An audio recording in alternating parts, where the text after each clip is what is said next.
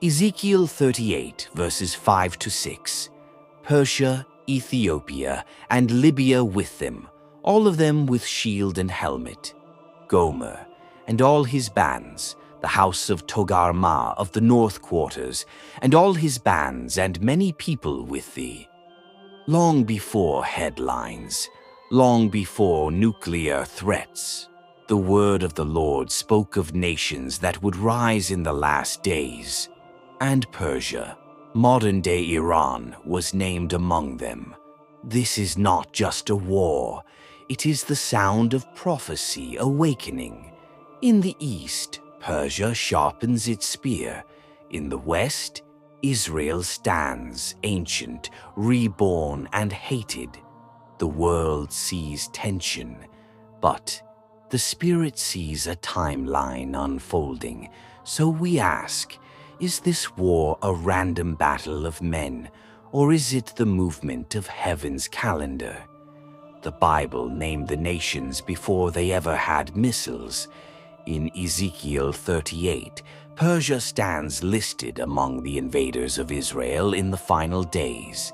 Alongside Gog, Magog, Cush, and Put, Persia is not silent in the closing hour. This is not new. The Bible said it long ago. So why is Persia rising against Zion again? Why is Israel always at the center of the world's storm?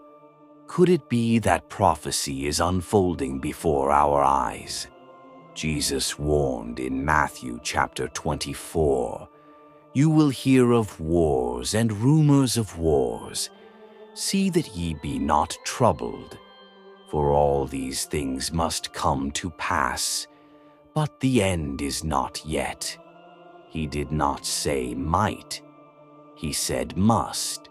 And again in Luke chapter 21, "Jerusalem shall be trodden down of the Gentiles until the times of the Gentiles be fulfilled. And then shall they see the Son of Man coming in a cloud with power and great glory." So tell me, is what we are witnessing coincidence, or is it confirmation? History whispers truth to those who will listen. In 1948, Israel was reborn in a single day, just as Isaiah chapter 66 verse 8 foretold. Shall a nation be born at once? It was. In 1979, Iran became an Islamic theocracy, and from that day until now, it has declared Israel its enemy. It funds terror. It trains Hamas. It arms Hezbollah. It pours out threats against Jerusalem. But God made a different declaration. Zechariah chapter 2 verse 8 says, "He that toucheth Israel toucheth the apple of his eye." So the question is not whether Israel will survive. The question is, who dares fight against what God has made eternal? Iran was not always an enemy. The Persian king Cyrus once blessed Israel. He funded the rebuilding of the temple. He fulfilled the prophecy of Isaiah 45 even before he was 30 born. So what changed? How did a nation once used by God become one that now threatens his chosen?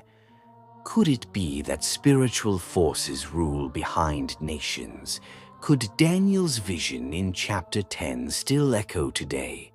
The prince of the kingdom of Persia withstood me 21 days.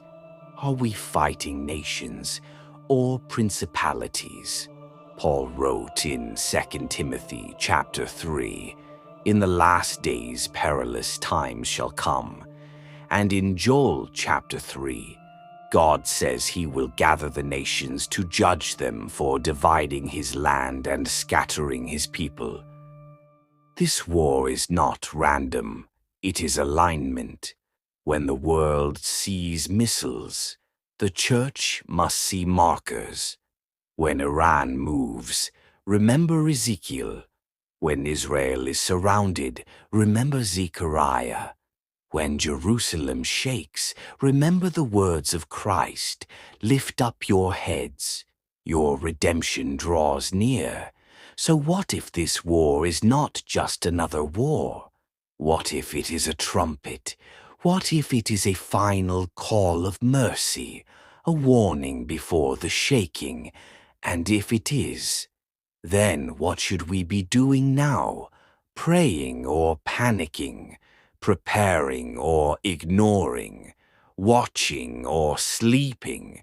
This is not just a war. This is a whisper that the King is near. This is Scripture stream, where prophecy speaks and the word flows.